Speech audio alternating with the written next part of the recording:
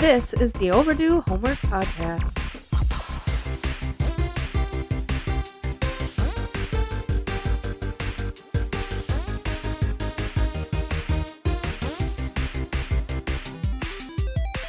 Welcome to the show. That's Trav. I'm Drew. And I'm Trav. This is the Overdue Homework Podcast. And as always, we are here to give you our opinions on 80s and 90s media. Do you think it's worth, restating, since we're getting close to 50 episodes, restating, what the podcast is supposed to be about, in case you're coming across this episode, as your first episode? I mean, maybe. Sure.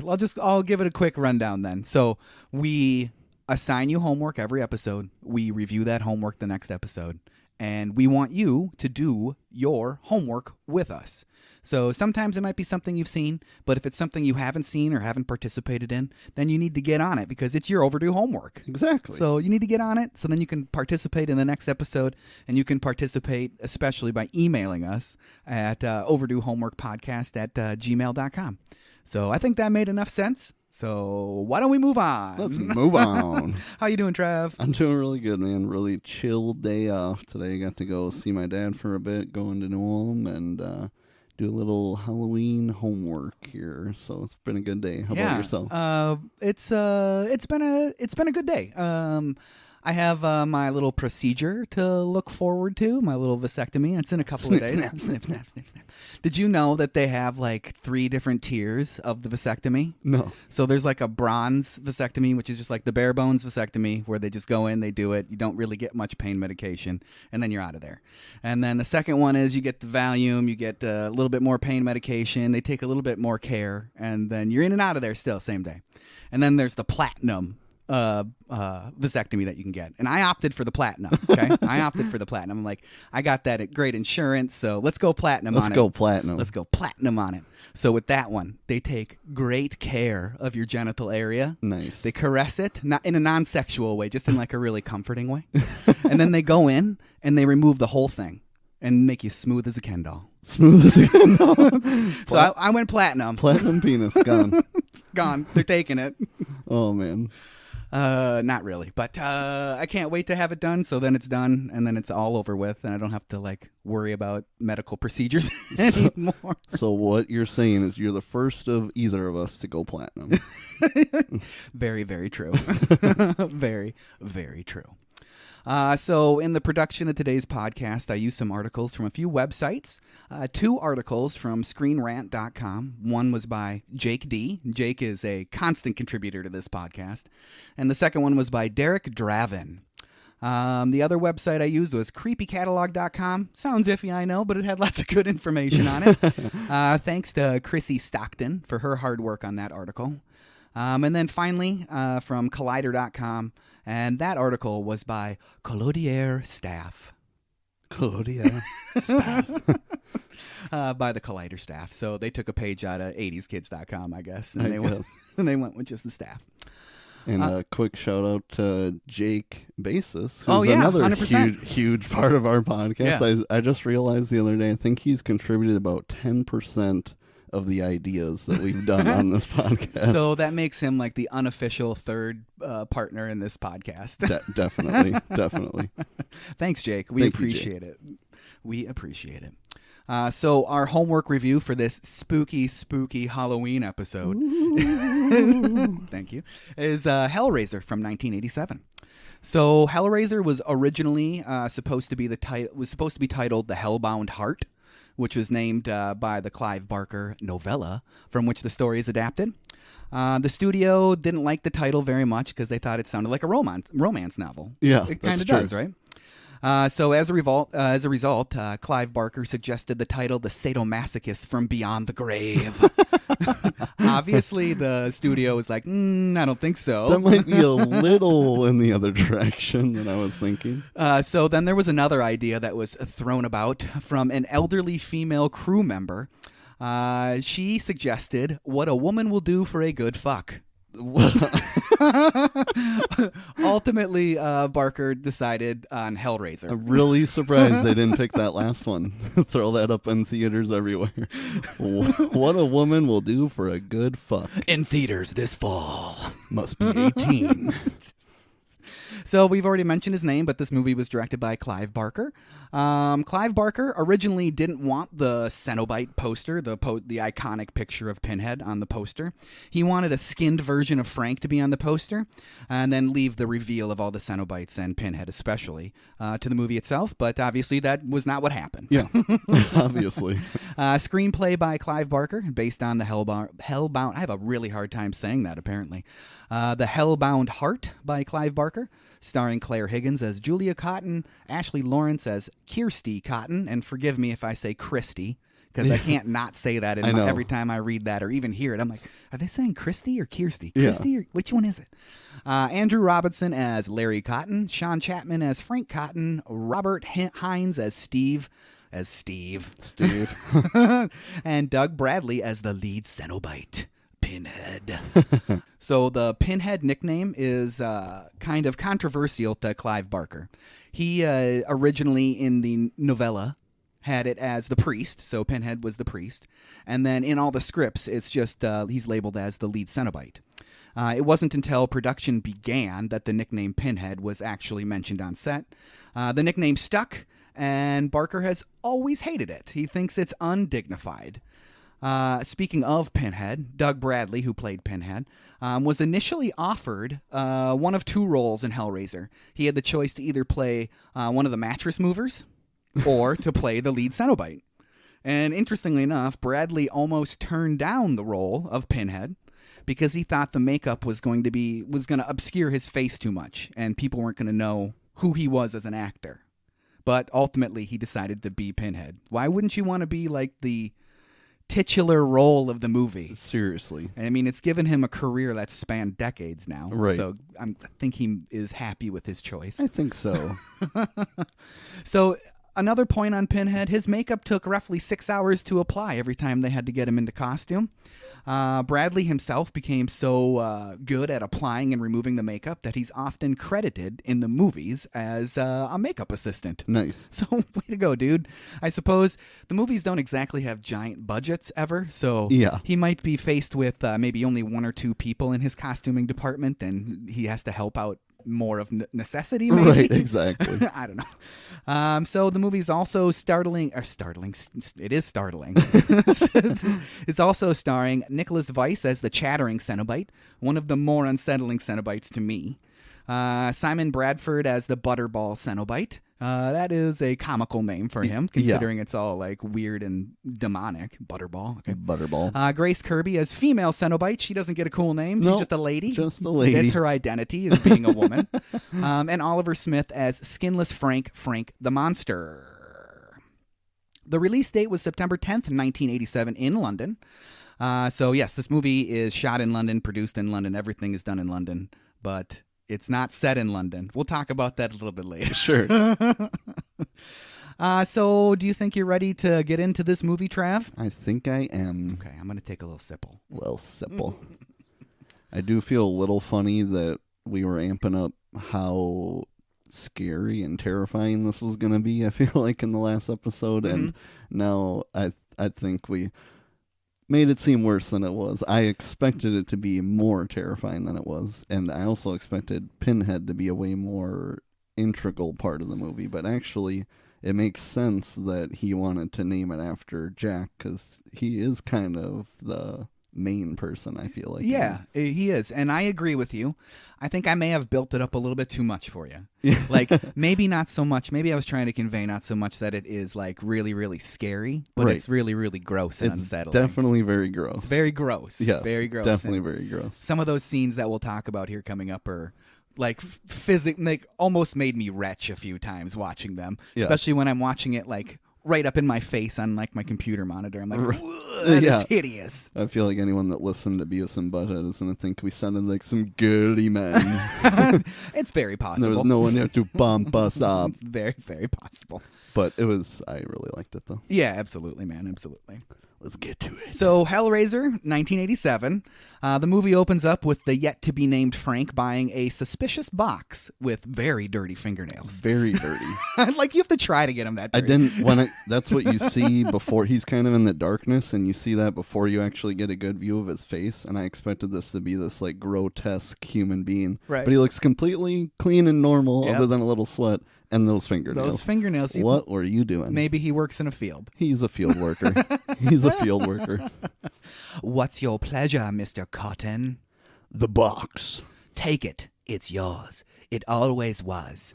What's your estimation on the amount of money he gave him? The first stack was 50s. Right. The second stack was hundreds. Right. I'm guessing like 30-ish G's. Do you think that much? $30,000? I mean, feasibly. So $30,000 is like how many $100 bills? 300 $1 bills? 300. So If there's 50, you said 50s and 100s? 50s was the first stack. Hundreds were the second stack. So maybe it was that much money. It's possible. Maybe over 10 grand. Over 10 grand? I can go Over with 10 grand. 10 grand. I can go with over 10 grand. A lot of money in 1987. Which would be about 30 grand now. Probably. I mean, honestly, triple I used it. U.S. inflation calculator in my head. You did. You did. And it's in some nondescript Asian country, correct? Yeah. Is Vietnam? Maybe. Senegal's not an Asian country. No, it's not an Asian country. What I mean, Cambodia? Like, that's what it kind of gave me that feels for, like, one of those almost South Pacific Asian countries. So we now flash to Frank in his bedroom at the family home. So he's made it all the way back to America. Well, he's made it back to America. In finger quotes, America. And he solves the box intentionally, which is seems like what you do with a puzzle box, right? Right. Maybe not necessarily surrounded in candles in a dark room. Certainly not myself. But I wouldn't do that. Frank is into some weird stuff. Yeah, he definitely is. Well, he gets hooked. It's doesn't look pleasant. No. Does not look pleasant. It's pretty gruesome the way that flesh tears. They really did a good job of demonstrating tearing flesh in this movie. Yeah, they did. Very good job. So we flash forward now weeks, months, years. Right. It's an indescript amount of No time. one knows. Hours, maybe. Who knows, right? Frank is torn to pieces in his room, and the Cenobites are wandering around the room. Pinhead gathers up the pieces of Frank's face and arranges them on the floor, which is very creepy. Very creepy. Very, very creepy. Pinhead desolves the box, unsolves the box, however you want to say it, I guess. And they are out of there. Out of there. So the box opens doors to different dimensions, right? Right. Dimension, probably not more than one. Yeah. It's a very, very scary dimension. Yes, it is. It's like the upside down or something. Kind of.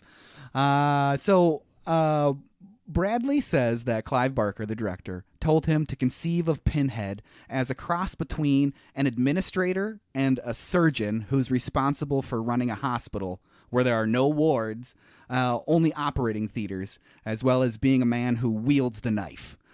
He's the man who has to keep the timeline going. So that's kind of an interesting way to look at Pinhead, right? Like he's running some sort of interdimensional asylum for crazy people. Right.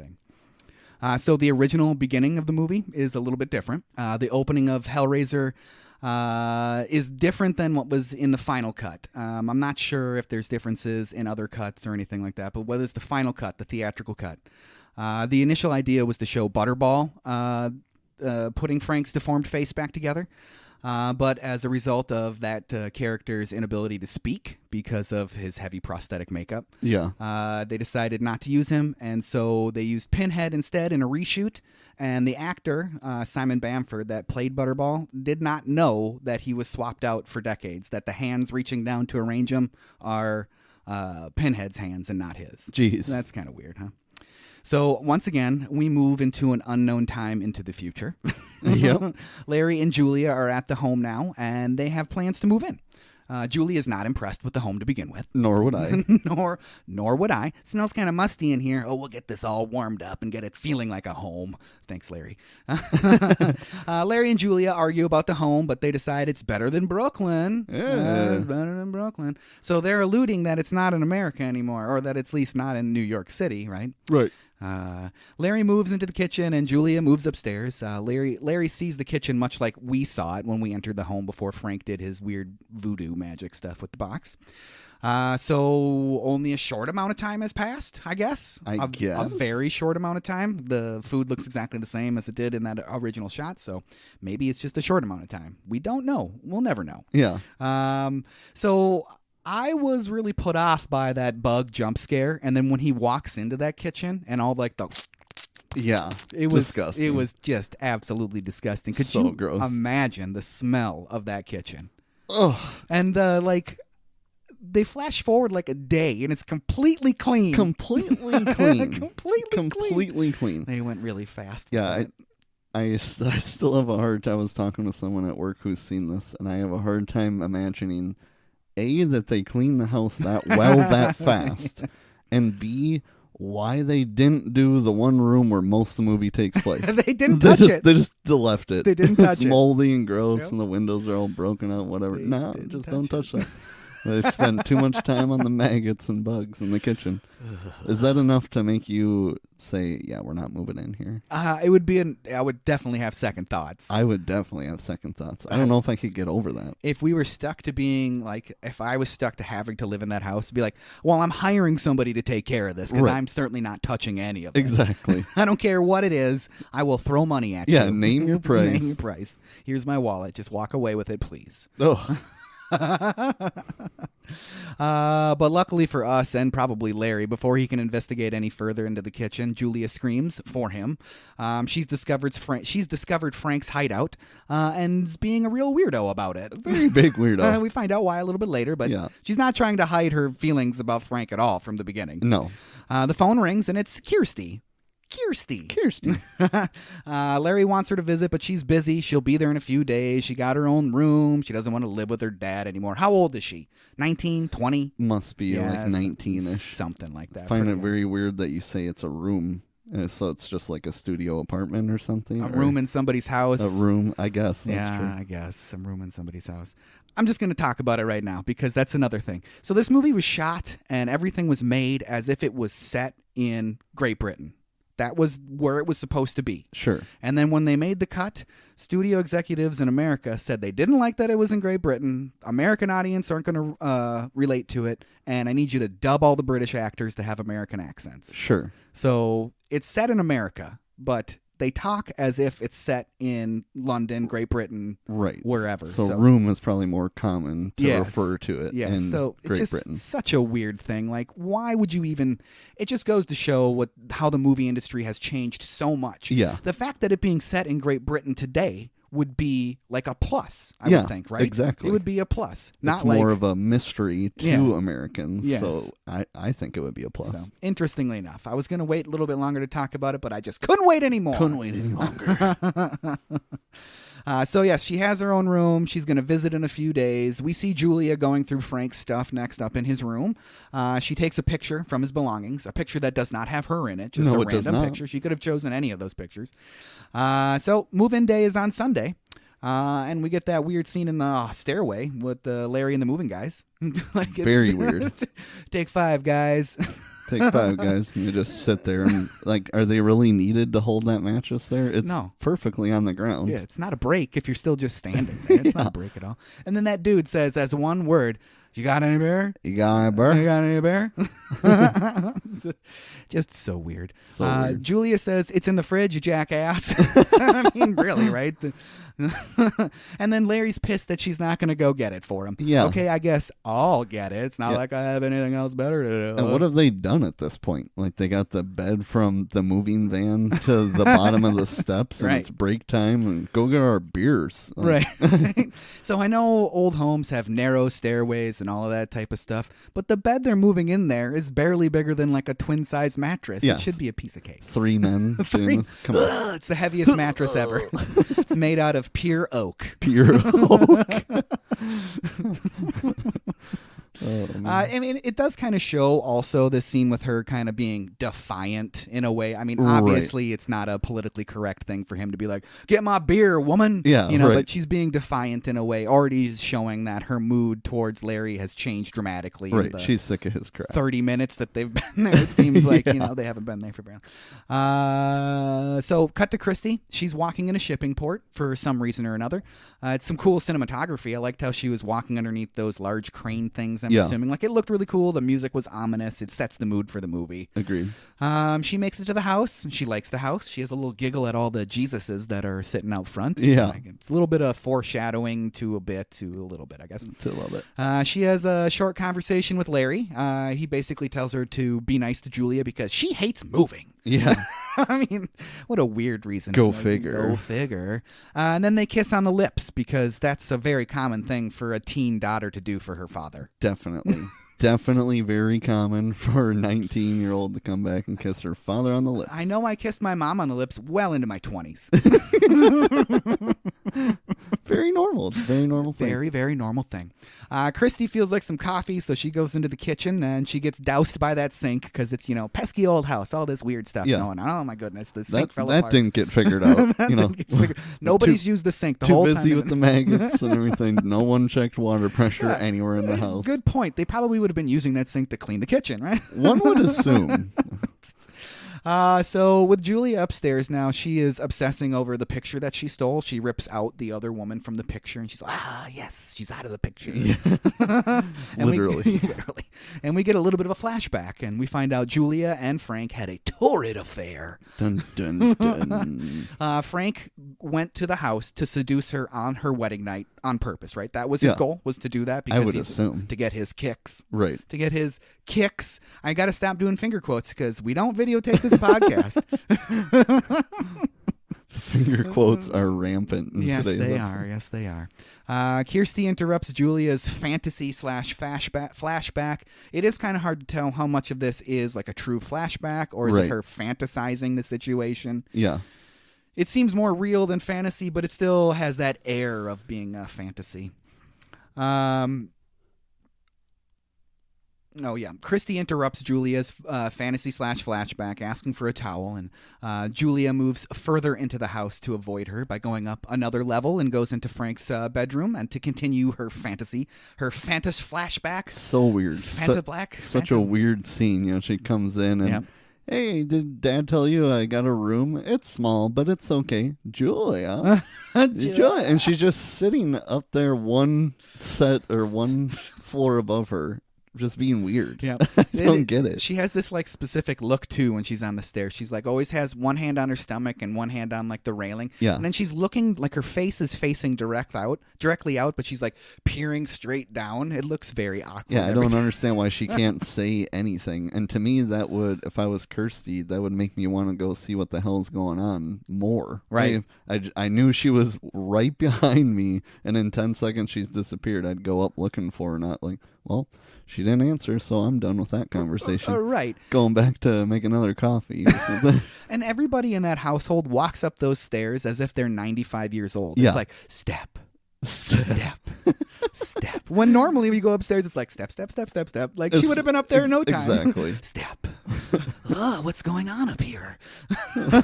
So Julia's continuing her fantasy flashback, and it's revealed in it that she was a willing participant in the affair. Oh, very well. They banged on her wedding dress. They banged on her wedding dress. They literally banged on her wedding dress. What is she doing home alone on her wedding night? I don't know. And she also has an Irish accent in that scene and does not in the rest of the movie. But it's a very good question. She was playing a character during that scene. So yeah, that's why it might be a fantasy too, because she made herself Irish. She's Irish. Yep.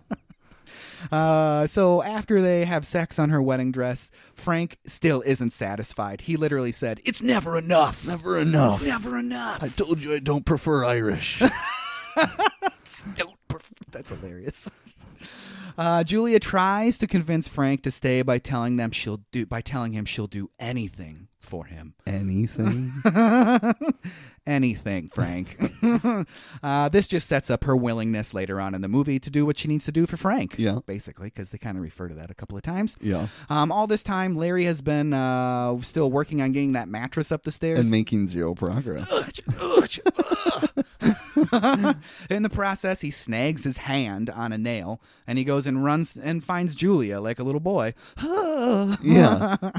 He finds her in Frank's room. Not weird at all. What No. are you doing in this room? Look at my hand. Wow, Look at my- why didn't we clean this room out? This is gross. This is really weird. Well, how did we miss this one? How did we miss this room? Do you know where the Band-Aids are? We need to go to the hospital. Yeah. So they head off to the hospital, but all this time, all the blood that's been seeping from his gashing wound in his hand, that's not really a way to describe wound, is it? A gashing wound? No. His gigantic gash in his hand, the blood is dripping all over the floor. Yeah. And the floorboards are soaking up the blood. Yep. Which is weird. Very, that doesn't very happen. weird. That doesn't happen. That's not normal.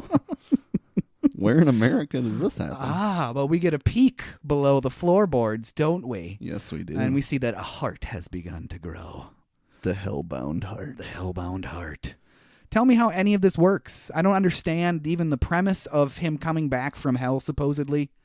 I don't understand how any of this works. Why blood on the floor? Is there like the barrier between the two dimensions is thin there because it's been opened? That's the scene that made me think of like the Upside Down. Right. Because it doesn't make any sense, No. but it's just there. So are we supposed to believe that's the different dimension and that gets opened normally from the box? Or I don't know. I don't make any sense of it either. He just comes out of the floor then. He does. The horror mechanics of how Frank actually comes back, like initially. Once he comes back, he's basically just a vampire. Right. But initially, it's hard to grasp. It's hard for us. Like the movie just expects you to be like, yep, this is how it works. It's working. This is what's happening. And he's certainly looking like something out of Species. Yes, when he first comes he up. really does. That's a very interesting scene when he does come out of there and like his head and spinal column like click together. Yeah. Like it's the effect is super cool. I absolutely love those practical effects. It's super awesome. I'll reiterate, I love practical effects. Definitely. So it's super duper cool, but the whole idea of how it happens, Just if we're supposed to make sense of it, I Right. can't. So I don't know if that's something that ever reoccurs in more Hellraisers and gets better explained, or who knows. maybe it does. I have never seen a sequel to this movie, so maybe it does. Maybe the whole idea of maybe it, I don't know how it works, and the movie just assumes that you should know how it works, Right. or just accept that it does. But luckily, I feel like you get 5 minutes further into the movie and then you don't really think about it. No, you anymore. don't really think like, about it anymore. You're past it. Yeah, because once he has taken some shape and he starts feeding on people, then that's like a common, like, oh, that makes sense to me in my brain for a horror film. And they That makes never, sense. show anything like that again. No, so. they never do. No, they never do. So that newly formed yet incomplete Frank, he takes shape and then lets out a blood-curdling scream. Later that night, Julia and Larry are having a dinner party, housewarming thing, whatever you want to call it. They're having some people over. A young man named Steve and Christy are flirting over dinner. Christy's drunk. He's trying to take her home, which is not very ethical. No, definitely not. Julia is feeling faint, and she decides to head to bed. No goodnight kiss for Larry. No. She's hugging, kissing, saying, I love you to all these other people, and she just gives like a side glance at Larry, and is like, I'm out of here. I'm out of here. I don't like kissing you on the lips. Weird. Very, very weird. But instead of going to bed, she goes to Frank's room, because she's obsessed. Yeah. And blah, it's a slimy skeleton. Because that's what's in the room right now. It's a very slimy skeleton. Yeah. It's revealed to Julia that this slimy skeleton is Frank, and he needs help. Frank tells Julia it was Larry's blood on the floor that brought him back. Not how or why or what, it just did. Where from? Just help me. Please, God, help me. So back downstairs, the party members are oblivious to the freaky deaky stuff that's going on above their heads. Makes no sense. Makes no sense. Kirsty leaves the party and goes upstairs, potentially ruining the reunion between Frank and Julia. Frank tells Julia that she has to heal him. You have to heal me. The blood brought him this far. He just needs more. Kirsty and Julia pass in the hallway. Julia looks like there's something obviously wrong with her, right? I mean, she just saw a very slimy skeleton. Yeah. But the boy from before slowly strode up the stairs, because that's the only speed that you can do. He's looking for Kirsty, however you want to say it, and says goodnight to Julia. Kirsty leaves and says goodnight to Julia, and she leaves with Steve. Score one for Steve. Score one for Steve. Way to go, Steve. So on the streets of London, but not London, indescript American town that looks like a European city, with Julia's new boyfriend, things are getting hot and heavy. Plus that peeping homeless guy. Yep. Hey, peeping homeless guy, you're really creepy. I think I would have walked a little bit faster after I spotted him staring at us. I would have ran. Me too, I think. Like Steve barely even like makes any mention that he sees this weird homeless guy staring at them. Whatever. We find out she doesn't want to stay with Larry because of Julia. Back at the house with Julia, and she is awake in bed, remembering the love affair she had with Frank. So she is obviously obsessed because that's all she's doing is thinking about Frank. This whole beginning of the movie, that's all she's interested in. And again, they reiterate that Julia will do anything for Frank. So she goes to Frank and tells him that she's going to kill some dudes for him. That's dedication, right? That is serious dedication. So Barker has stated that he sees Hellraiser as more of a love story than a horror movie. I mean, the first half is a very weird love story. It is a very weird love story. He said that Julia's motivation for bringing Frank back, or for bringing men back to the house for Frank, is done out of deep devotion for Frank, not like some weird bloodlust. Right. So it makes her not like a villain or anything like that. She's doing it for love. Yeah. Doesn't make sense. That's a stretch. That's a stretch for me, for sure. And then he also mentioned that it works so well in the movie because of Claire Higgins. She does it so well. What did you think of her performance, Trav? I mean, I'm not asking you to be mean to her or anything, but what did you ask about her? What did you think about her performance? I don't know. She kind of looks like my ex-stepmom, which I have a problem with. I can understand that. But I don't know. It's a weird love story to wrap your head around. It is. And she's so distant to every other character right away that it's like, did seeing Frank trigger this, or was she always a biatch? Right. I don't for sure get it. I'm not saying she was horrible, but definitely as I keep watching, I'm like, it's a little Her performance goes from being disappointed in the house to hating everybody. Like, there's no in between. We never see her being like, "Oh, I love you, Larry," or right. "I wish I could make a better connection with Kirsty." Right. Oh, it sounds so weird in my head. I don't know if I'm saying it right. I forget if it's Kirsty. It's not Kirsty. It's not Christy. It's not Kirsty. It's not Kirsty. It's Kirsty. It's Kirsty. It's Kirsty. I will try to stick with it. I totally get what you mean. If she looked like a former family member of mine, I'd be like, yeah, that's tough to get by. Yeah, definitely. I think her performance overall, just her acting performance, besides the fact that there was no in between her being distant, she was the best performance of the movie besides the Cenobites. She was probably the best actor in the movie. Yeah. Larry's rough. Larry's rough, and Larry's probably the best one when we get to the end of the movie. Yes. But in the beginning, he's rough, for sure. And Kirsty's fine. Kirsty's fine.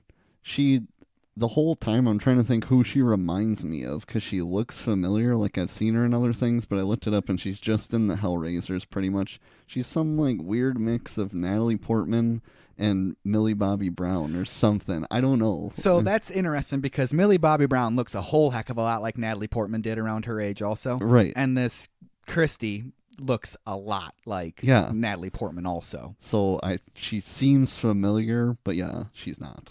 She also looked like a lot of female teen stars of the late 80s and early 90s. Yeah, like Winona Ryder. Yeah, the long brown hair, the pale skin, the jean jackets. Like, she just looks like that stereotypical. Yeah, now that you say it, Julia definitely is the best actress probably in this movie. You can pick apart her performance a little bit in the fact that it's a 0 to 60. And she's the most heavily involved. Yes, she is. But overall, yes, she is the most heavily involved. And yes, so I think we're going to settle on her performance was good. Yeah, it was good. It was solid. It was I just have a hard time getting over this weird love story devotion. Right. I don't think I'll ever view this movie as a love story, as a romance. I think I'm just going to take it as straight horror. Straight horror, messed up. Yeah, that's what I'm going to take it as. We cut to Kirsty. Yes. Got it. Having a nightmare, and she's sleeping in Steve's room, I guess. They're not sharing a bed. So yeah, she's seeing a bleeding body under a sheet while there's a crying baby. It's unsettling, to say the least, right? Definitely. I was going to say very unsettling. Such a weird scene. It's a very weird One of those 0 to 100s. Yes.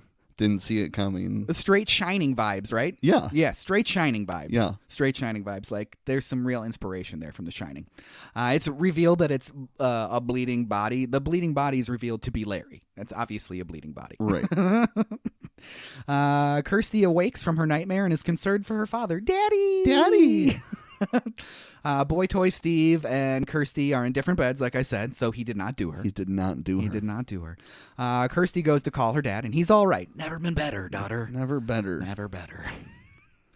Remember, okay, so how inconvenient. I do remember having to take a few phone calls in the middle of the night when the phone would ring, and you'd try to sleep through it that first time because you're like, who is calling me at 11:30 at night or even later? Yeah. So you sleep through it, you're like, I'm not answering that. And then it rings again, and you're like, God damn it. God damn it. Now I got to get out of bed and answer my phone. And you hello, and it's... Luckily, the times that it's happened to me, it's never been too serious. It's always been a dude being like, hey, man, I need a ride or something like that. Because, I've been working the same job for many, many years and had to be responsible at a younger age. So, Right. So it was, most of the time it was that stuff. But the middle of the night phone rang, give me a break. Better not be Jake from State Farm. That's all I got to say. Yeah, it better not be. Frank overhears the convo, and he seems to have decided that Kirsty is going to be his new obsession at that point. He does have an obsession with Kirsty, but it doesn't really present itself until the very last part of the movie. Right. You'd think since they introduce it so early that they would make it more of a thing. Like maybe he would obsess about Kirsty a little bit more throughout the movie, but who knows? Maybe that stuff hit the cutting room floor. Yep. It's the next day now, and Julia heads out to pick up and kill a dude. Because that's what you do, right? Seems like it's the middle of the day, too. Yeah. Whatever. She's dressed in her 80s best, that's for sure. Those shoulder pads and that blazer. She's looking hot, right? Yeah.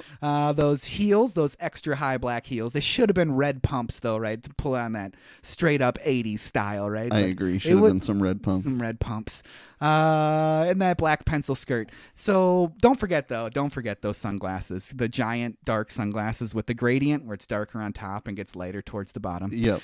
So my mom was a teacher her whole career. That's what she did. And I distinctly remember her wearing outfits like that in the late 80s and early 90s. I'm like, wow, that's like power wear for women out of there. I love it. I absolutely love it. This is one of the only times we actually see the courting of bringing a guy back. Yes. I'm glad they didn't do it all three times. That would have been repetitive. Agreed. The Definitely one time a waste of time. Was way more than agree. enough. You get her MO, how she's going to do it, and how she doesn't have to try, apparently, at all. At all. Everyone is swooning over this woman. Yeah, Frank watches her leave, and like we said, that first victim is quite easy for her to obtain. Yes. She gets him home, and some very awkward small talk. You can tell that she's very unsure of how she's going to do this. Right, and he's very weirdly aggressive. Yes. There's a first time for everything. Like murder. That's what Julia's talking about. She's getting ready to murder you.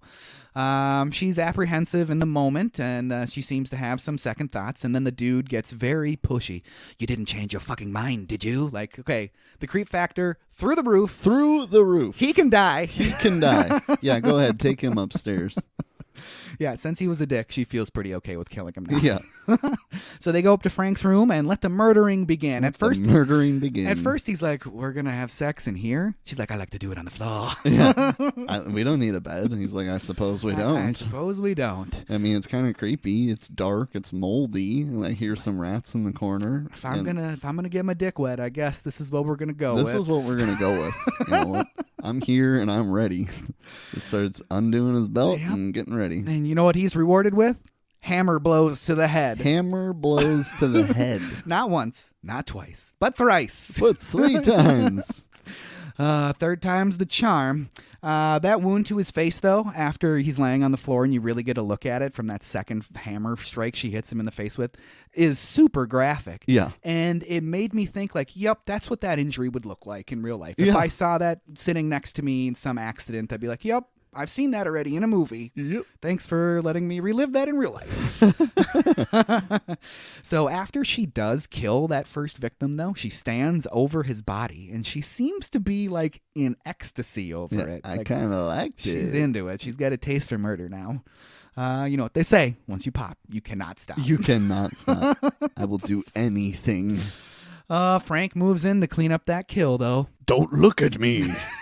He really doesn't like people to look at him. No, he does not. Julia leaves and goes into the bathroom to clean herself up.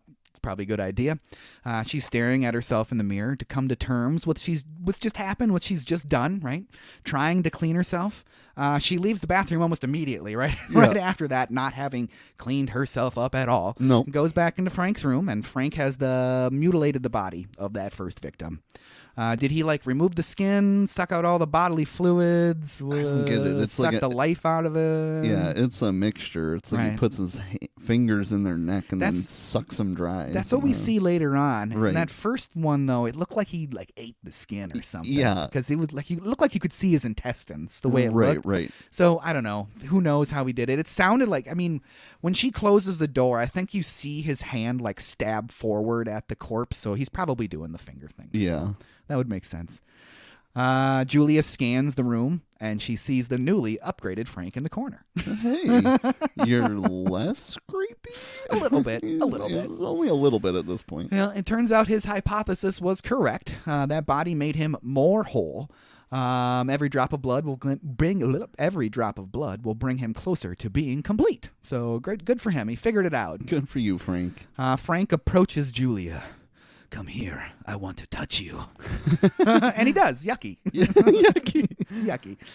Which is funny. He looks super duper slimy, but he touches her and touches her clothing, and there's never any grease left over from it. Right. So a small oversight on the size on the special effects guy. Agreed. He should have been leaving gross slimy handprints on everything. Definitely. But that's okay.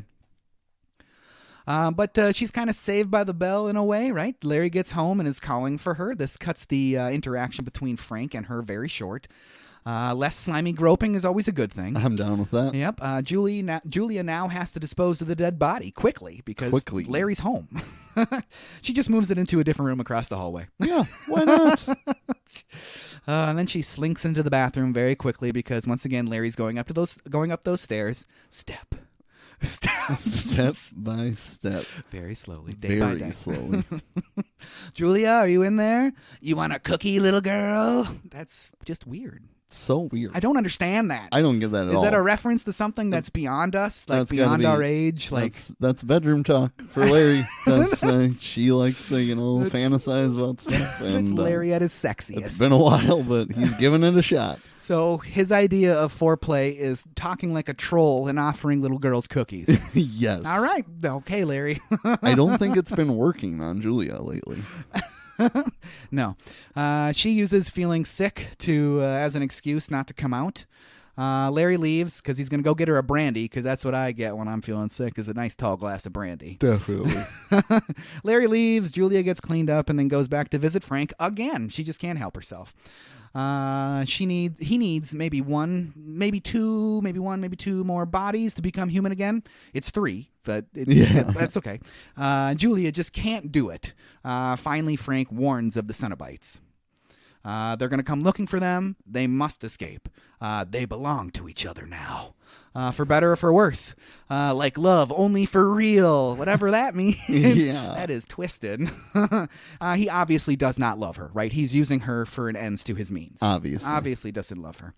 The next day at Kirsty's job at the pet store, because that's the first place I go and try to get a job at when I'm in a new city is the pet store. Why not? Pet store. I love pets. Let's go get a job at the pet store. Yeah. And the homeless guy is in there eating crickets. So do you think that may have come from a real life experience Clive Barker might have had, hearing some story about some destitute person going into a pet store and eating handfuls of crickets? Because I was thinking, I'm like, that seems like a realistic thing somebody that's homeless, starving, and probably mentally unstable would do. That's very true. I didn't even think about that. Where else do you pull that idea from? It's almost got to be a real life experience. I mean, he did come up with the Cenobites. That is true. But still, I could see some group of 15-year-olds at a pet store being like, "Did you hear about that homeless guy? Came in here, ate a whole bunch of crickets." Ugh. Say like he heard that when he was like a kid or something. I'm going to put that in a movie. I don't know. Probably thinking way too much into that scene. But that it's a very weird scene. It's a very, very weird scene. Kirsty's reaction is the only reaction that would be appropriate. Oh, my God. Oh, my God. She tells the homeless guy to leave and gets a good long stare, as he does. Steve is there, and he startles her and has no idea what's been going on, even though he's been in the pet store because he didn't come in the door. Yeah. Okay, he's just the most... Okay. Steve. Oh, Steve. He wants to see Kirsty after work. Kirsty looks back to the door where the homeless guy was, and he's gone. She looks really surprised that he disappeared. Not like he just walked out the door. Yeah. Where did he go? He was in the door frame a second ago. But it was nothing, and Kirsty tells her boy toy as much. It was nothing. Never mind. Don't worry about it. We're back home with Julia, and she has victim number 2. Dude also gets a hammer to the head, and Frank feasts. It's way easier the second time around for Julia. As a matter of fact, we see Julia on the couch sipping a drink, seeming quite content with her murderous side. Yeah, she's like, down. She's like, I'm okay with this. I'm going to murder some people. I'm good with it. She sees the goal of Frank being back to his old self. That's obsession.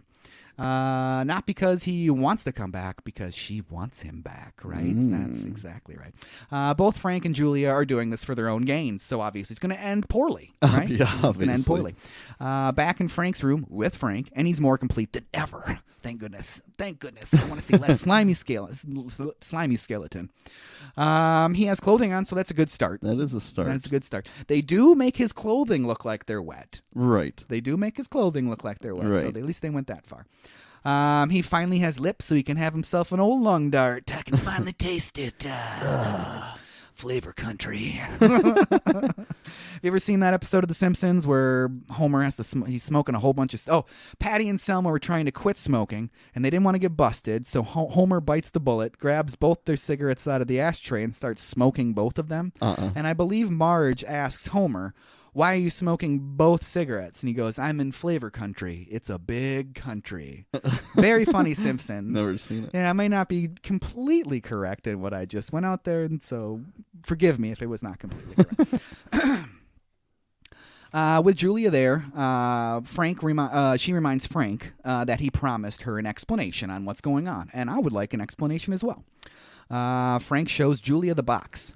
Don't touch it. It's dangerous. It opens doors. What kind of doors? Doors to the pleasure of heaven or hell.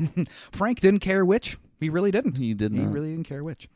So he gives us a recap of the events that led up to his disgusting and slimy situation.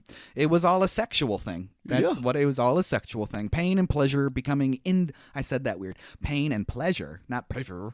Pleasure. Pain and pleasure indistinguishable. Presented by the Cenobites. That's what they're into. Yeah. That's what they're into.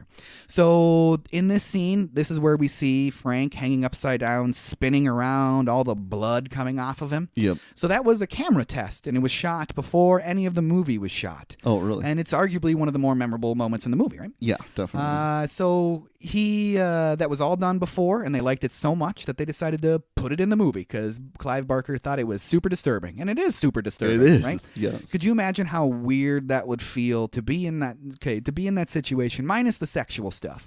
Let's say you're in some weird situation where you are trapped, you are hung upside down by some murderous person, and now you're spinning, and you can feel your blood coming down your body, dripping to the floor.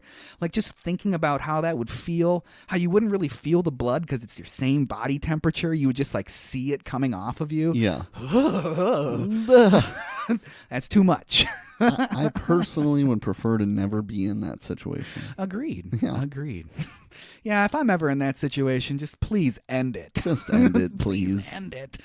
One catch, though. It seems he was trapped there, and that it wasn't all that he thought it was going to be cracked up to be. No. So it was more than Frank could bargain for, obviously, because he doesn't want to go back. Obviously. He wants to live, and Julia's going to help him. And Julia thinks that they'll never be found by the Cenobites. Not in the whole wide world. That's not true, Julia. Not true. Later that night, Larry and Julia are enjoying a nice boxing contest on the old television. Nice. Larry is starting to see some signs that something is up with Julia. He's kind of been like, what? You never liked to watch boxing. You thought this stuff made you sick. And she says, I've seen worse. That's a weird thing to say. Yeah. He's like, when? That's just a weird thing to say. While they're downstairs, Frank is making as much noise as he possibly can up there. Yeah. Like he's running back and forth. He's screaming, hitting the walls. Yeah. Is he trying to draw Larry in? I feel like he probably is. It seems like that's the only explanation for that activity. Yeah. If you're trying to be hidden, you wouldn't be doing that. Exactly. Maybe he's in a lot of pain. I don't know. I mean, it seems more to me if he's doing that, he's trying to draw Larry in to be a victim. Julia uses an open window to excuse the noises. Great. The old knocky open window. That's just heard it a million times. But Larry wants to check it out for himself. So Julia tries to stop him, but he insists. And so he's like, we'll go up there together since you're being weird. Let's both go up there and see what's going on. First, Larry checks the body storage room. Nothing. Not a smell or anything. No. Then it's over to Frank's room. One last attempt by Julia to stop him. But Larry goes in anyways. Larry's like, I'm going in there. I'm going in there. Frank has left the room, though. He moved into the rest of the house. Larry decides that it was probably a rat. No, all the rats are nailed to the wall in that room, so it's not a rat. So it's not a rat. Nailed to the wall. Was that what he was doing? Was he nailing rats to the wall with the hammer? Maybe he was. Maybe he was. Now that you say that, because, I mean, he does come out and cut one in half. He does. After this. And there's a hammer in there. Right. That is some weird ass crap. Right so there. Maybe that's what he was doing. He was hammering rats to the wall. Hammering rats to the wall. Larry and Julia leave Frank's room. Apparently, Larry is all horned up because of the boxing. Because he's like, let's go bang now, please. Yeah. Let's go make whoopee. But Frank is in the room also. He's peeping from the closet. Did you love R. Kelly's Trapped in the Closet series of music videos or not so much? Not a big fan of those. I enjoyed watching them because they were funny. Right? Well, yeah. They're very funny. And R. Kelly is a reprehensible man. Yeah. He deserves to be in jail for the rest of his life. But obviously. those videos are good for a laugh if you ever feel like watch Trapped in the Closet. So Frank is peeping, and he moves out of the closet, and Larry is completely oblivious to the situation. He's like, I just got to get in those pants. She hasn't kissed me like that in years. Frank flips open his switchblade, and seemingly he's coming to kill Larry, right? That's what you assume. He's walking towards the bed. He's got a knife out. I'm going to stab Larry. We're going to do it. Julia pleads with Frank not to kill Larry. Please, no, I can't bear it.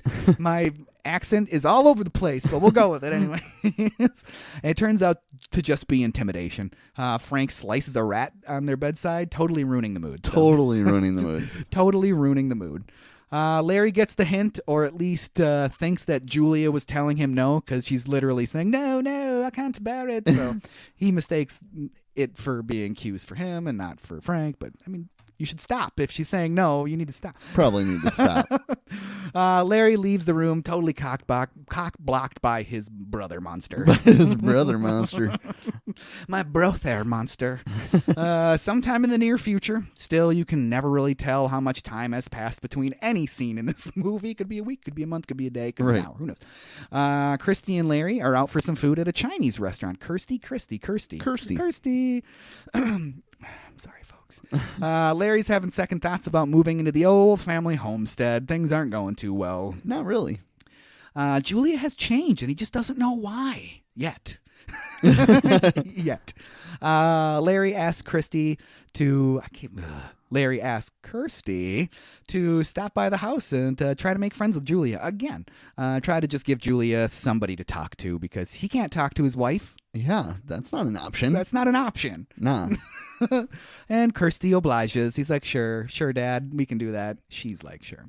Back at home, and Frank is confronting Julia about Larry. You can't love him. Julia says he doesn't. Julia says she doesn't, and I believe her. I don't think she does. I don't think she does. Has she ever? Is the real question. And then Frank asks, like, what's the big deal with killing the dude then? Why don't you just let me kill him? You got to let me kill him, or the Cenobites are going to come looking, and we're running out of time. So find me someone else. No. Yeah, I mean, it's either let me kill Larry or find me somebody else. So she finds victim number 3. Yeah. Bad news, though. Kirsty sees Julia bringing another man home. Totally busted. Busted. Julia is all business with that third victim. But victim number 3 spots Frank in the corner, and the jig is up. The jig is up. What the hell is that? Yeah, it'd be scary, man. Julia tries to kill the dude with the hammer, but is unsuccessful. And it must have been that like helmet of hair that he had, because that was quite the do. Yeah, it was. He almost escapes. Like that's incredible. Did she not lock the door this time? She's just become complacent in her murdering. Right. Kirsty's here. Kirsty hears the guy scream from outside and rushes to get into the house. Frank has to step in to finish the killing and then drink the dude's blood. This is where we see him insert the fingers into the guy's neck. New fear unlocked. Yes. Don't look at me. Kirsty is in the house now, and after hearing movement upstairs, Kirsty goes to check things out. She thinks that she might be just busting Julia cheating and not a skinless man drinking blood through his fingers. Right. Yes. She's like, oh, I'm going to go bust her. She's cheating on my dad. Oh, my God, that guy has his hand in his neck. Julia escapes into the body containment room as Kirsty moves up the stairs. Kirsty makes it to the top floor and is confronted by victim number 3 begging for help.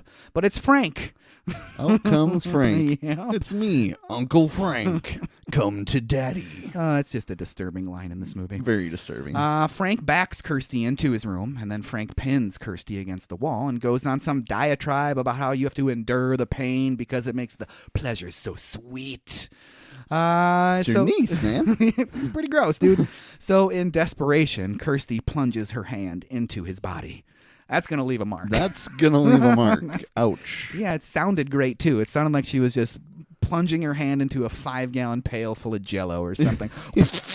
Some straight Jim Carrey, Dumb and Dumber, pulling the heart out stuff. Right? It really was. It's enough for Kirsty to get away temporarily, but Frank grabs her again. So Kirsty goes for the balls this time. Yeah. Got to kick a dude in the nuts, man. You got to do That's what it. you got to go for, especially when he's mostly a slimy skeleton.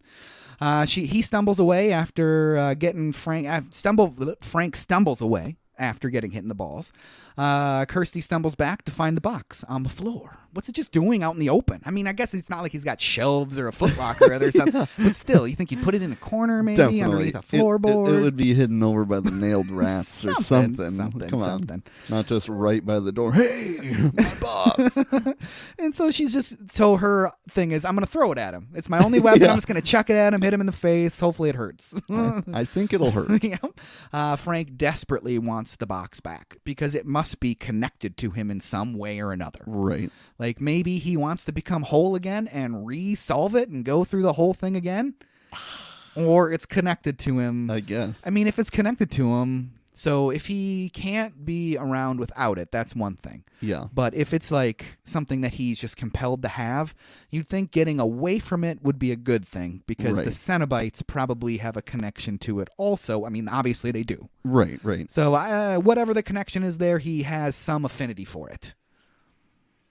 So Kirsty throws it out the window, much to Frank's dismay. Give me the box. Do you want it? Fucking have it. No. That's a great. I love his no in that. And then just turns and faces the window. No. It's so good. It's so good. Kirsty uses this distraction to escape the room and run outside, and she recovers the box. She continues to run basically until all she can do is walk. That's the way it seemed to me, at least. Yeah.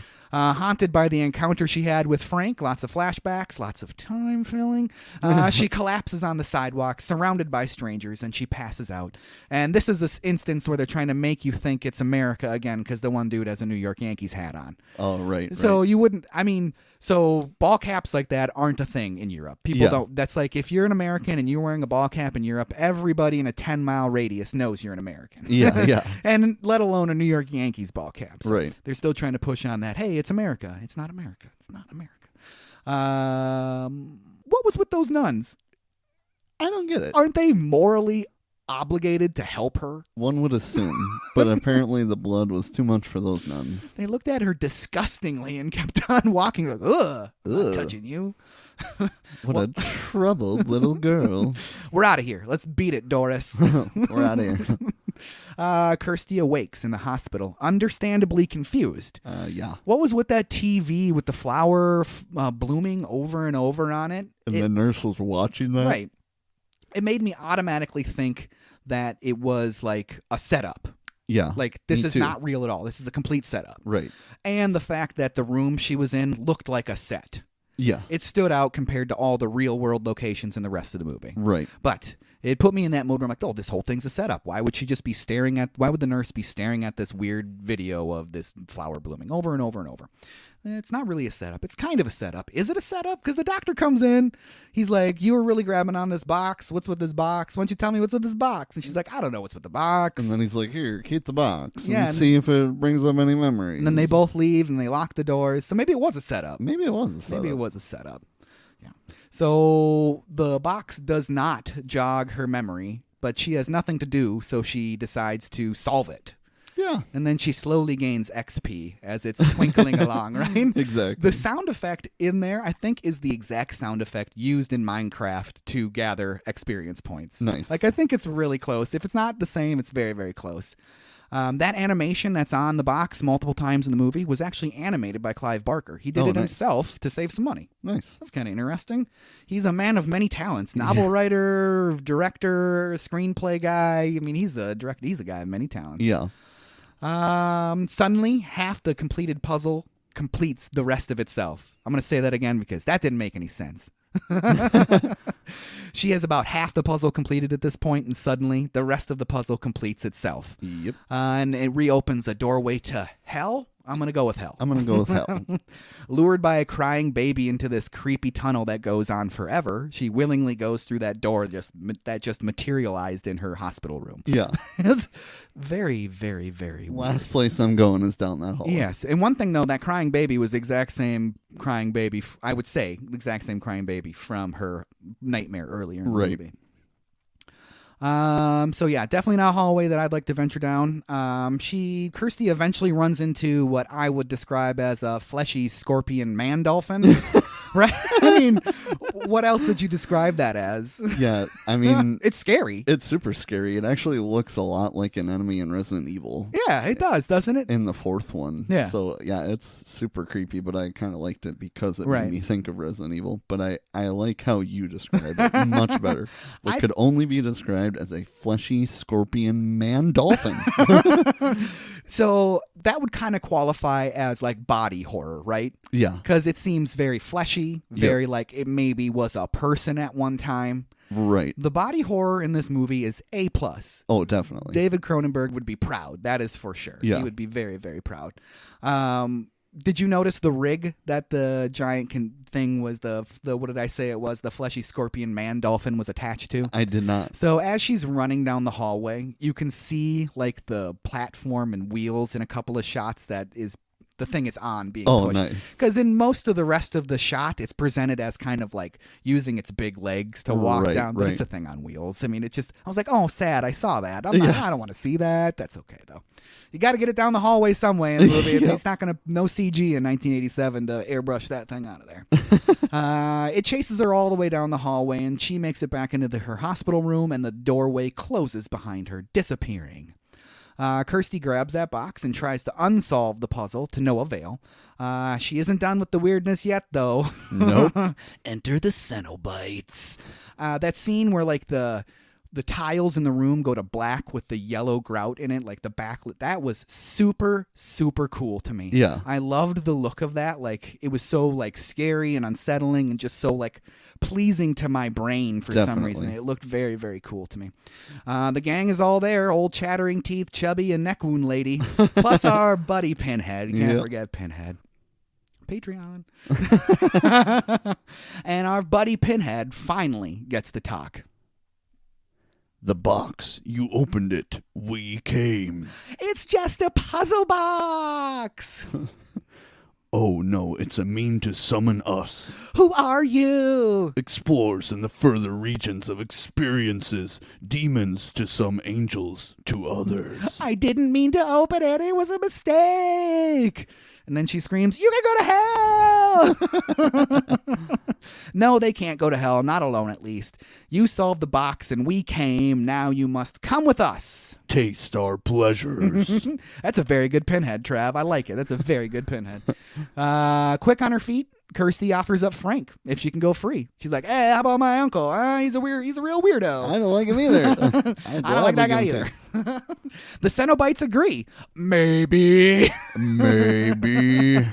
But if you cheat us, we'll tear your soul apart. I love how he's just like, maybe. Like, it's a legit maybe. Like, maybe, dude. I don't know. Maybe. We're back at home with Frank and Julia, and Julia thinks they should get a move on. But Frank is only concerned with getting a new skin. He can't go out looking all slimy. He really can't. No, he really can't. Besides, Larry's going to be home pretty soon, and you know what? Larry's skin would be a perfect fit. Larry's skin would be perfect. We're brothers. We're about the same height. You know, it'd be perfect. We're about the same, same genetics. Larry's home. And Julia has something to confess to him. But it'd be best if he just went and looked for himself. What is it? Well, see, your brother, he's back. And he needs your skin.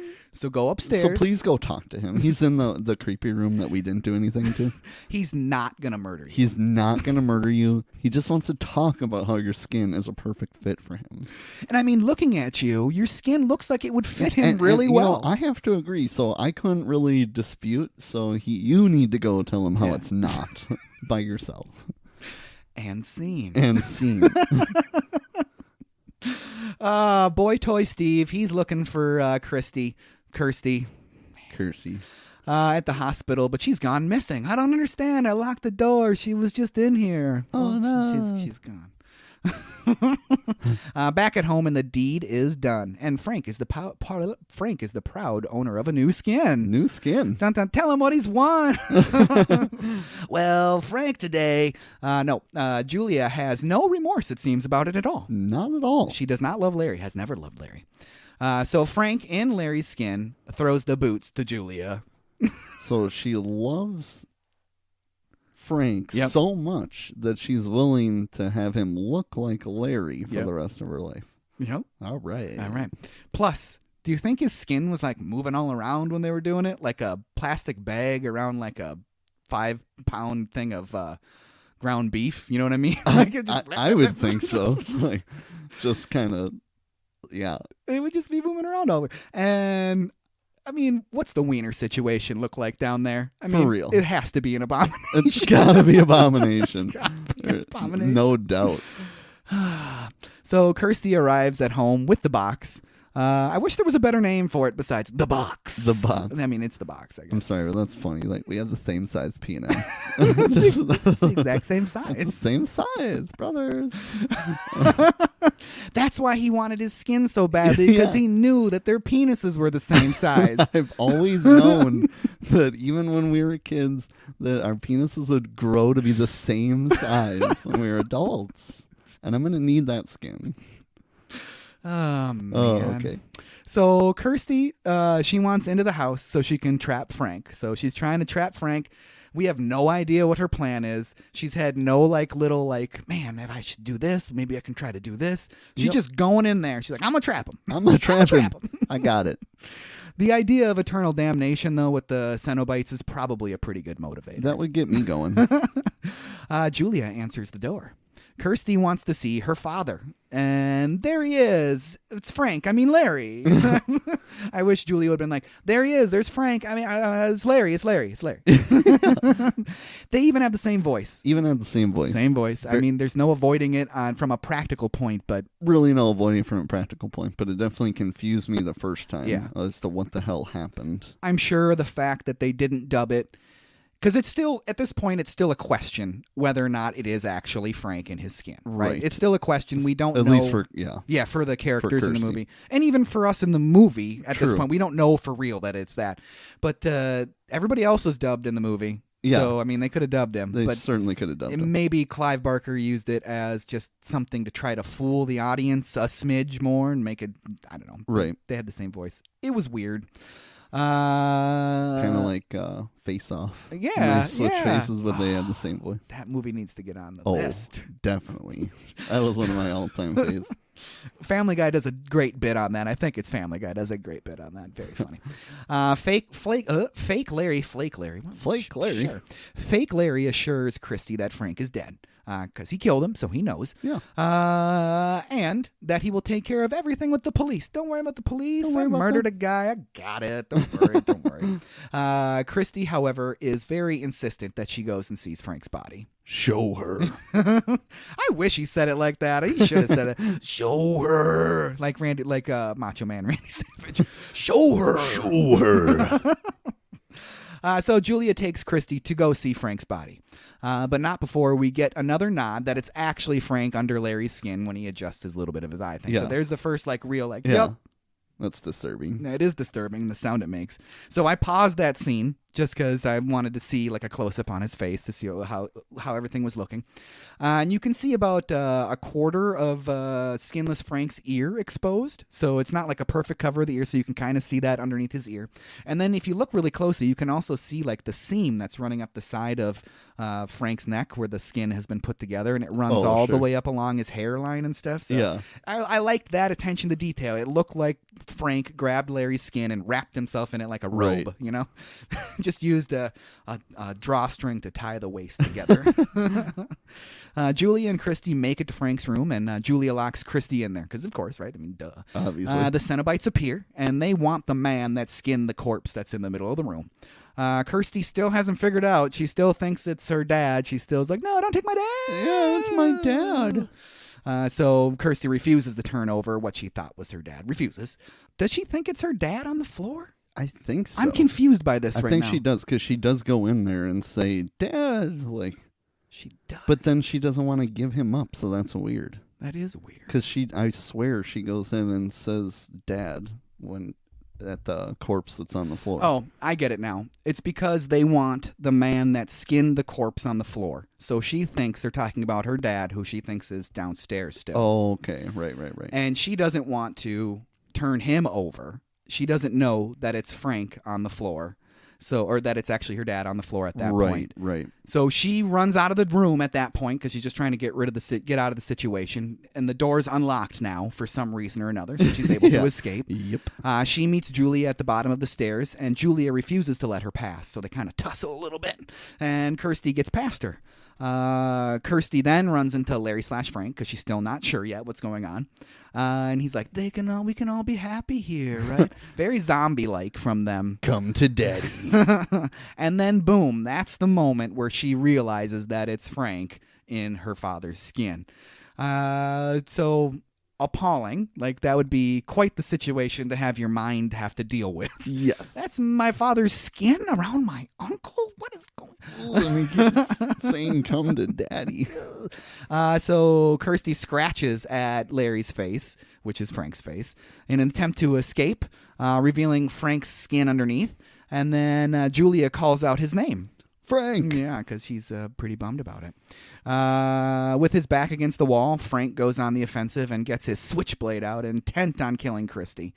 In a last second stroke of brilliance, Kirsty simply steps out of the way, and Julia is stabbed in the stomach. Whoopsies. Ole! And then Frank just goes with it. Yeah, ever the lover. He just jams his fingers in her neck and sucks all her blood out. Ever the lover. Yeah. And what does he say?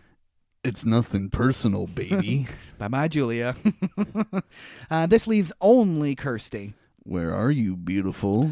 She seeks refuge in the corpse room because that's the only room in this house anybody can hide. Yeah. It's not a good idea, It's right? certainly not a good idea. Very cheap jump scare in this with the Jesus falling out of the closet. It got me, though. It got me, too. It certainly got me. It got me, too. I was like, oh, damn it. Because the first time I watched this, I watched Top Gun before to get ready for that Patreon. Yep. Which eventually people will know what that is. Bing, bing, bing, bing, bing. But so I was watching this at like 2 in the morning or 1 in the morning. Yeah. And I was not ready for Jesus to come scare the crap out of me. How is Jesus the first thing that's going to scare me in this movie? Jesus Cristo. But it got me. It actually got me again today somehow, even though I was waiting for it in the light. But still got you. Frank heads into that room with Kirsty. And Kirsty seeks. I wish I could do like an auto replace like I do on the text stuff, so I could just replace all those Kirsties with Kirsties. Kirsty seeks cover amongst the clutter. No smell at all in that room. She's not repulsed by the smell at all. There's no smell. No. Bad news for her though. One of the corpses is going to spew a whole bunch of maggots all over her. Oh. Yeah, that's pretty hard to watch. So this is what, the first dude that got the hammer to the head? I think so. It looked like he had. Well, maybe it was the last dude. I kind of feel like he had a blue shirt on. That would have been the second dude. Whichever. But it was one of these 3 that Julia killed. Yes. I think it looked the most like the first dude. Yeah. He would be the one that'd be decomposed the most. That's what I would think. Yeah, that makes sense. Anyway, you look at it, it was unbelievably hideous. It was just, I don't do well with bugs. I'm not a fan of that. And somehow that makes no noise. So not only does she hold it in and not make a peep from that, she covers her mouth thinking she's going to, or that she made a noise, and then Larry Frank just walks out. Right. He seems like he heard something. Right.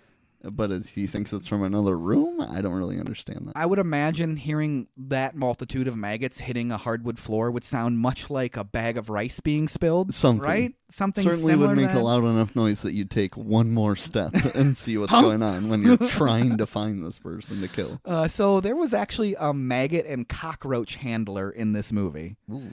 Since the movie was filmed in England, there was a law that stated cockroaches of both sexes couldn't be on the same movie set, so they wouldn't create an infestation, so they couldn't reproduce. Yeah. And because Barker wanted to do it right, he hired someone who could manage it. He explained that they were all male and we had a fridge. We chilled the maggots and the cockroaches in the fridge. Yuck. That dude better have got paid some good money. I mean, if not you're a job I want to do. If you're a maggot and cockroach handler, I would assume that's a chosen profession. Definitely a chosen profession, and I'm guessing a name your price situation. He's probably the only guy in town. Yeah, I don't think there's another option. Yellow Pages not looking like promising. Yeah, my rate is $10,000 an hour. Sir, this is 1987. Sir, this is 1987. $1 billion. Frank leaves the room, though, after not really looking around. Like, he looked like he took, like, one step in and kind of, like, just leaned into the room. Yeah. I know she's in here, but no, maybe she's not. Exactly. And once he leaves, Kirsty immediately follows him. That's what I would do. She doesn't hang out. That's certain. I would just get right out and follow the creepy man who I somehow was able to leave the room. Right. And she doesn't look around at all. No. She just moves to the end of that banister. Just kind of all the things in this movie, that's probably the thing I had the biggest problem with, because it just makes no sense. She goes out, and not only does she leave the room right away, she stands right out it in between that room and Frank's original room, and just sits looking over the steps with her back turned to the doors.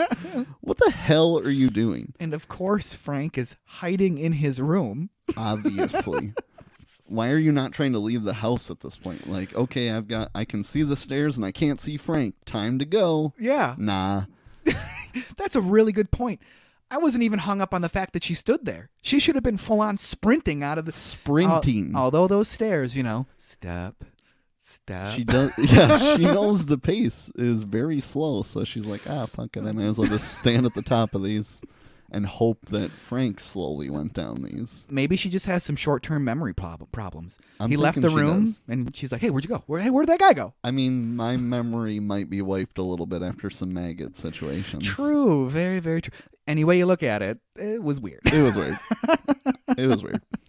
So Frank does surprise Kirsty, and he forces her into his room, because that's where all the action happens. Yep. Kirsty comes face to face with her father's dead body at this point, because she's figured it out. But it seems that Frank has trapped himself, which is the weirdest. He trapped himself. Yeah. So she had no plan, did nothing right, and it still worked out. Yeah. And then he says, "You set me up, bitch." It's like, you actually kind of set yourself up, you doofus. He really did, because those Cenobites appear. Frank gets all hooked up again. Literally. Yeah, and it's just, wow. The incredible body horror once again. Ugh. Just incredible body horror. You set me up, bitch. I like how he has this big pause before he says bitch. He really wanted to hit that bitch. That was another one of them just like Larry bad acting moments for me. Yes, like, it was. They just gave up and said, whatever. Whatever, it's Larry. I don't know why he's putting a pause in between up and bitch. I don't know. Fuck it. Fuck it. We're almost done. Wrap this shit up. Jesus, dude. And his final line before he's torn apart.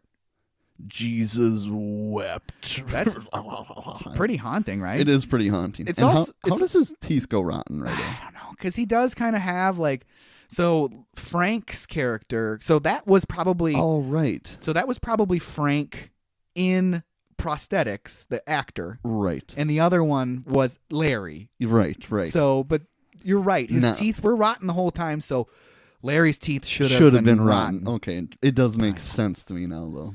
And the other haunting thing about that scene, especially when Frank licks his lips, he seems to be enjoying it. He certainly seems to be enjoying it. Like he's like, so he did this. So yeah, he did want the box back to redo this. Is that really what it was? Like come back to do it all over again? I feel like yes. Holy crap! Thinking about how much he enjoyed it at the end, like he wanted to rebuild himself, and then do it again.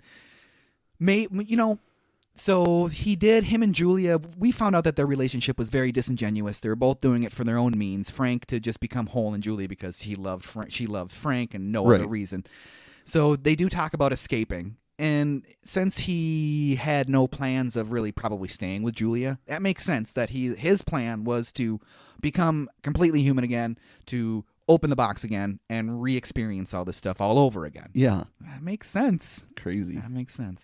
And if anybody's interested in the Jesus wept line, I'm no Bible guy, okay? I'm not a Bible guy. Not a Bible guy. But it's referencing a story about a man named Lazarus who died. Jesus was late to visiting him, so by the time Jesus got there, he died. And Jesus was really moved by how much his family and friends were crying over Lazarus. And that's where then they say Jesus wept, and he went to Lazarus's tomb and resurrected him. So that's maybe the resurrection tie-in. The resurrection is kind of what I'm thinking. Where he wants to do it again because he wants to experience it again. Yeah. So that's another thing that points towards his goal was to have this happen again. How messed up your life has to be to get to the point where this is what you want. I literally want to be torn apart and die. And then do it again. Please do it again. Please do it again. Bigger hooks this time. Bigger hooks if you can. That one that plunged into his spine at the end. Oh, yeah. I didn't realize how big it was till this final watch. Yeah, and then that's the one that's just huge. Like it's like a boat anchor hook. It's literally, something. right? Oh, yeah, it's rough. And that deep purple blood that comes out of it is just like. Oh. Exactly. That's a good way to put it, Trav. Kirsty hightails it out of there because that makes sense. That makes sense. Yeah. I don't blame her. And they tell her this is not for your eyes. Yes. Pinhead says something this like is not for your eyes. But she still doesn't run right away. No. It's like, come on. And then as she's leaving the room, we see Frank get torn apart. Just for a split second. Yeah. And then she gets out of there. Right. And what does she do? She rests her back on the door for a little bit. Nah. She's tired. Get out of there. You got plenty of time. You'll rest up going down the steps, a minute per step. Maybe she's got a sciatica or something. She's got a little sciatic issue. Well, maybe if she hadn't waited, she wouldn't have run into the female Cenobite at the bottom of the stairs. That's true. Maybe. She's forced into her parents' room where she sees Julia flayed on the bed, holding the box. She takes the box, while Pinhead and the Lady Cenobite loom near her in the room.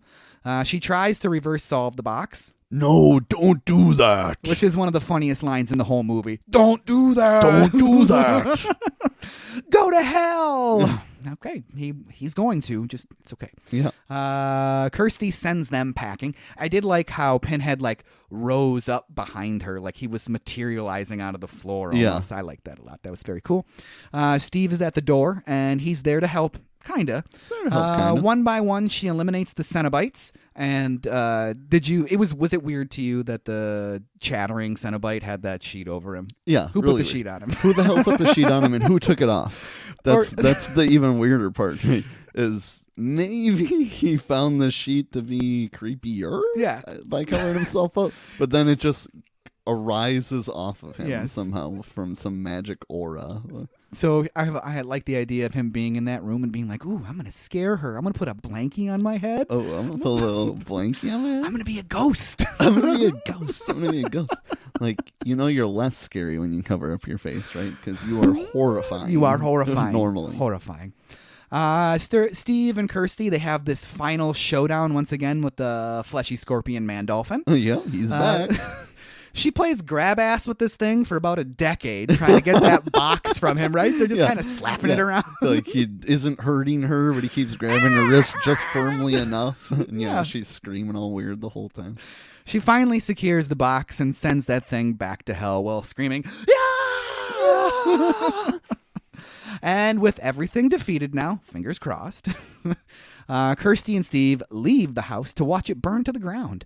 In the embers that was the house, Kirsty tosses the box into the flames, hoping to be finally rid of the blasted device. Are we supposed to be able to make sense of what she's doing to destroy these people at the box? Like, she's just, what is she doing?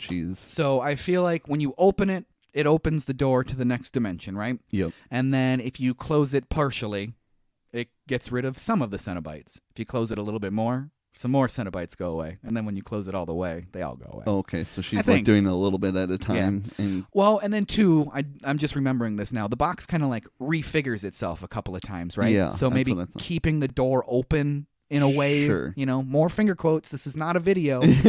Keeping the door open in quotes. So, I mean, I think that's the best explanation for it, at least in my opinion.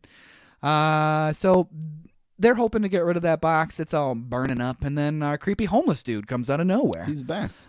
He's going to claim the box from the fire while lighting himself on fire. Yeah.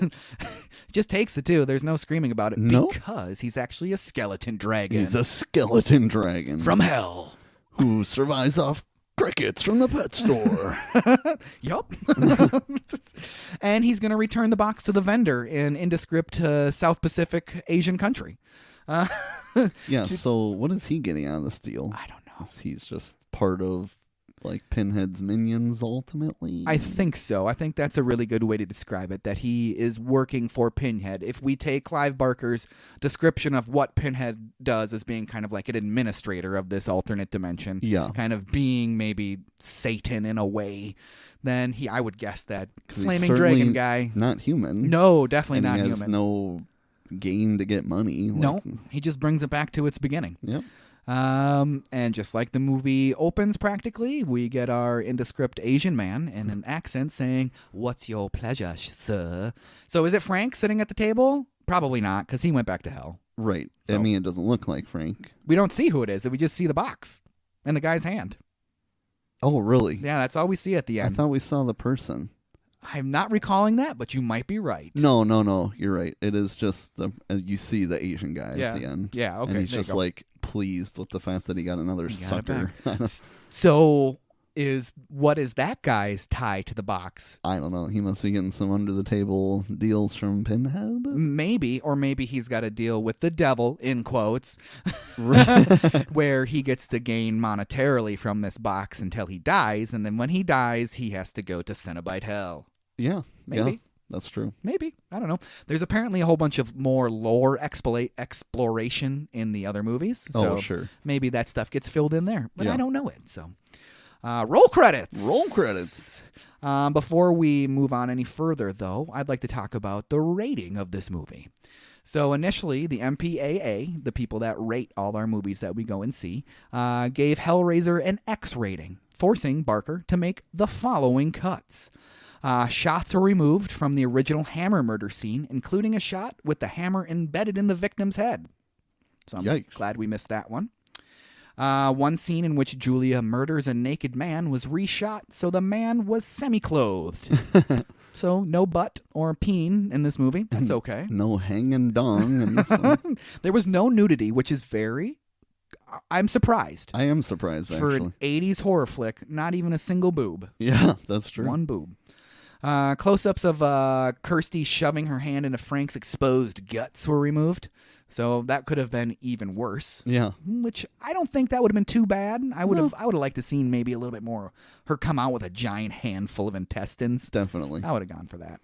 Parts of the scene where Frank is being ripped to pieces by the Cenobite hooks were cut, so that was supposed to be much longer.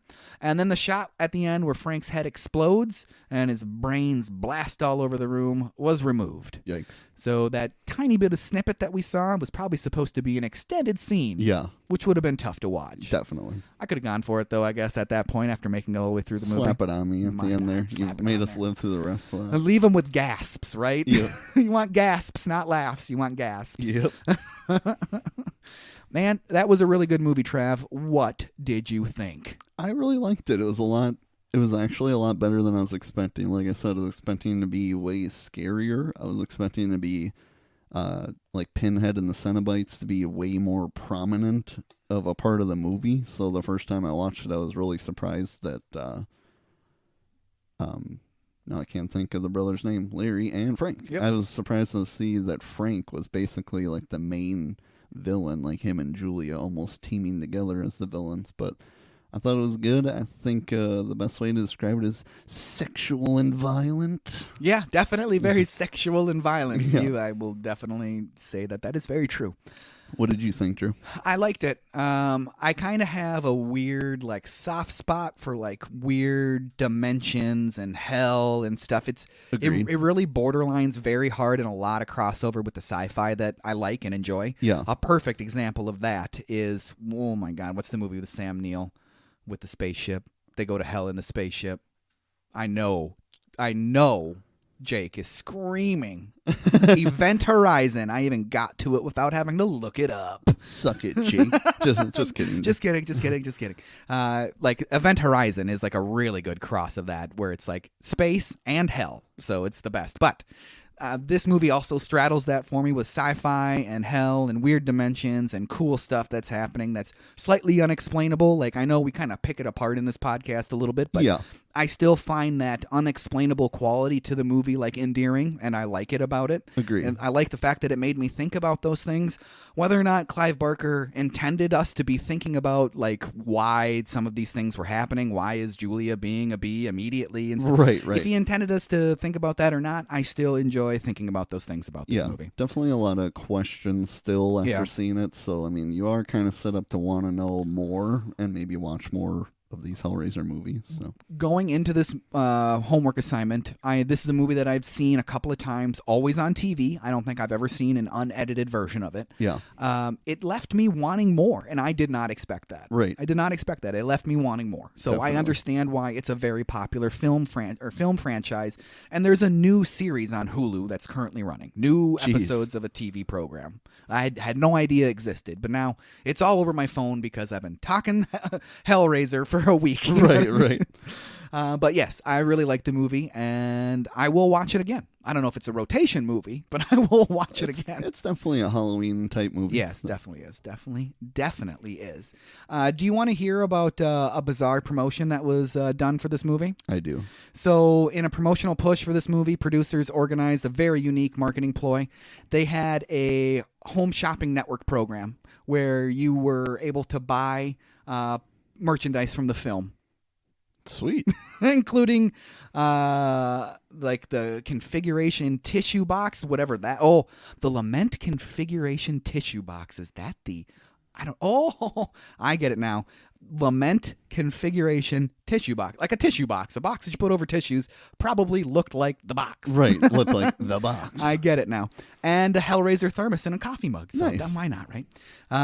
The program was hosted by a chipper old lady who claimed to be a huge fan of the movie.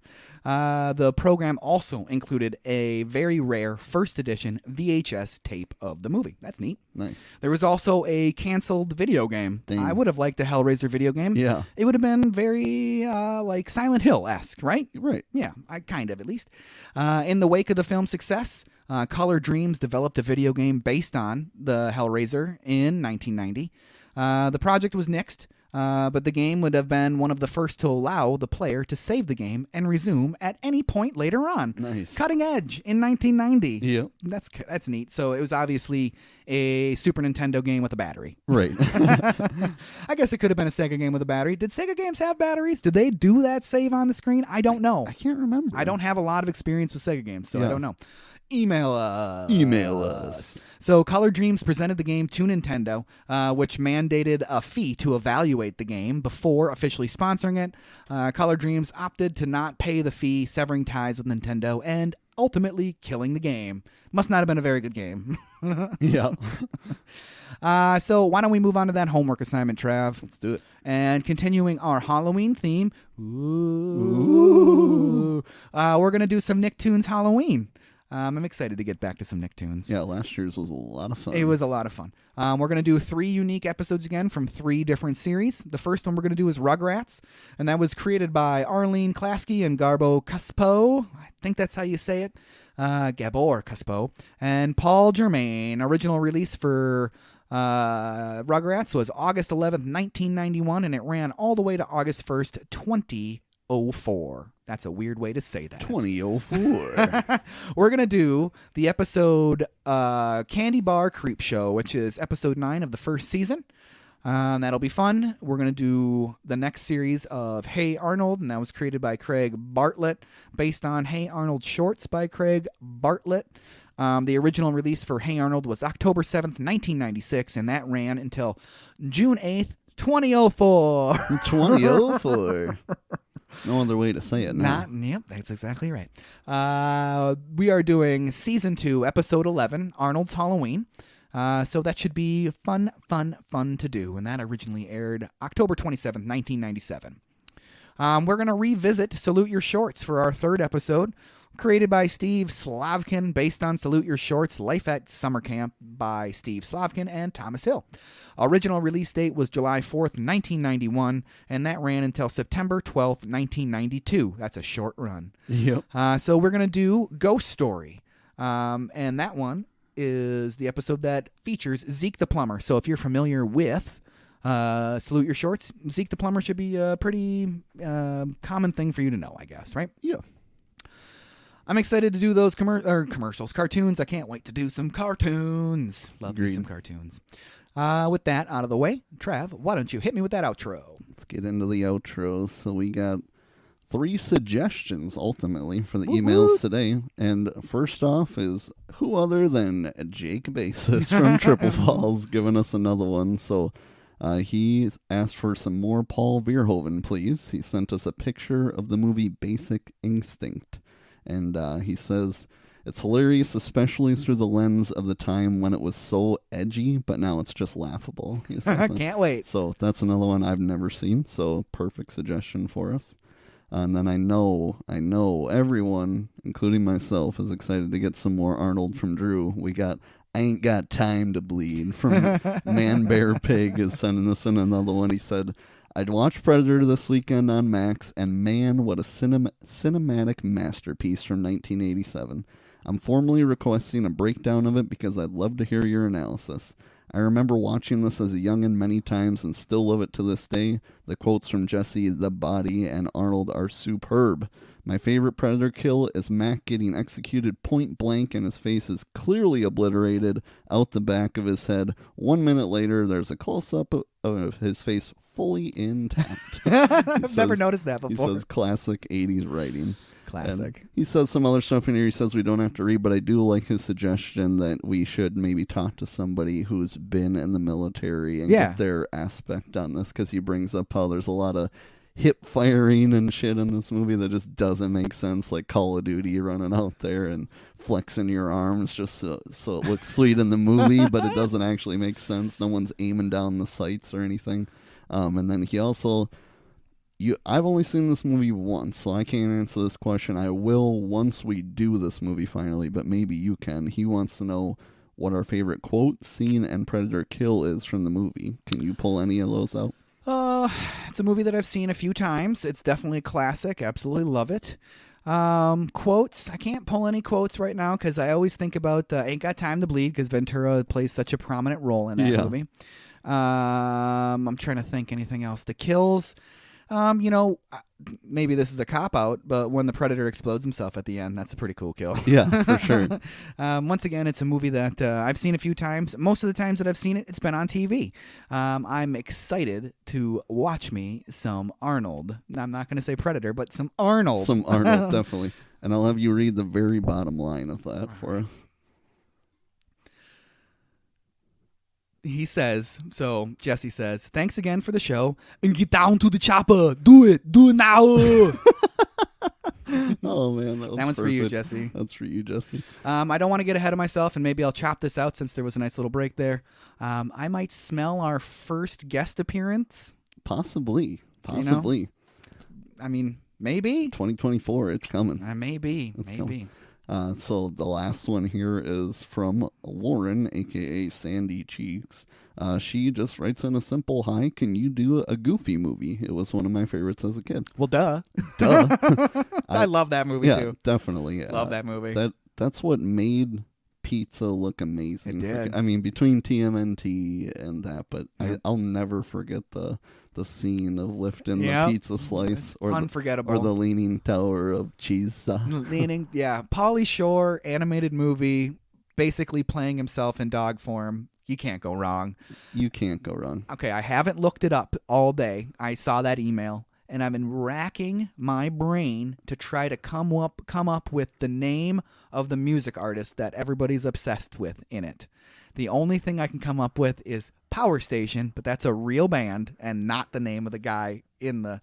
Oh, man. He's got the lightning bolt on him. What is it? I literally have a shirt that says this, and I can't think of it right now. Man, but it starts with a P. I'm almost positive that it does.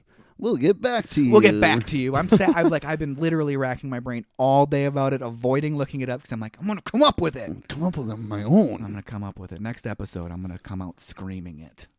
This is the Overdue Homework Podcast. It was this episode. So the last thing I'll do is my question for Drew. So since this is our Halloween episode this year, do you have a Halloween tradition or a Halloween movie like Christmas that you always try to make sure you watch around Halloween time? I know since I married my wife, we watch Hocus Pocus around Halloween time. That's one of her favorite movies, so I always make sure that one gets into the rotation. I sometimes will watch Nightmare Before Christmas around this time of year. For sure. It's like we talked about how last year when we did that movie, it's like the perfect transition between the two holidays. You can watch it from Halloween all the way through Christmas if you want to. Right. It always gives me a little bit more of a Halloween vibe, but... that's just the images that comes to mind for it, and I probably said the complete opposite at the end of the podcast. That made me feel more... I think I actually did say that I think it's a Christmas movie over a Halloween movie. I still stand by the fact that it's a Christmas movie. Yeah. But it still makes me think of Halloween. Right. So that's one of them for sure. Anything else about that? If I catch a horror flick on the TV or something like that, that's something that I will like to watch, you Definitely. know? If 'tis the season, as they say. Right. I don't think we ever have a specific one. I mean, I really always try to make sure I watch The Shining. Oh, yeah, definitely. It's great. We did that already. So if you haven't listened to that episode, go listen. And Nightmare Before Christmas. So both of those... The first Halloween movie, like the original Halloween movie, is really good. Mm-hmm. I really like that. Young Jamie Lee Curtis. But otherwise, we try to watch like 1 to 2 movies either she hasn't seen or I haven't seen every year just to amp up. Yeah, absolutely. I've never really been big into horror films, so it's not on my radar very much. I know you like them. I do. You and Lauren both like them very much. Do you know the story behind Michael Myers' mask that he wears? I don't. It is a mask of Captain James T. Kirk. Really? Yes. Isn't that interesting? They literally went and bought it from a store, and that's what he wears. That's hilarious. I've seen some people say that it's inside out. I've also seen people say that it's painted white. Sure. That makes more sense to me because it's got hair on the top. Yeah. So not inside out, there wouldn't be any hair on the top. Right. But interesting, right? That's an interesting fact. But that wraps up another fun episode for us. Our first Halloween episode this year and our third Halloween episode ever. Make sure you guys are emailing us at overduehomeworkpodcast@gmail.com. You can help suggest what we do and write our show. You could be like Jake and rate 10% of our topics that we cover in this show. Man, he's going to have to get a cut of all our profits. He's going to have to. God dang it, Jake. And then make sure, of course, you're following us on Facebook and Instagram at Overdue Homework Podcast. And as always, make sure you tune in to the next exciting episode of the Overdue Homework Podcast.